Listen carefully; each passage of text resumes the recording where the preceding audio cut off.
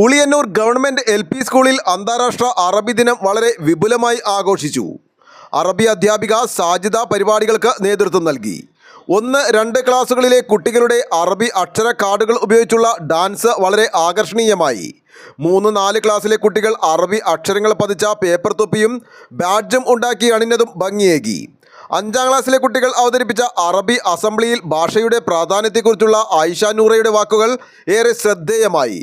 കുട്ടികളെല്ലാം പോസ്റ്ററും പ്ലക്കാർഡുകളുമായി അണിനിരുന്നത് പരിപാടിക്ക് മാറ്റുകൂട്ടി.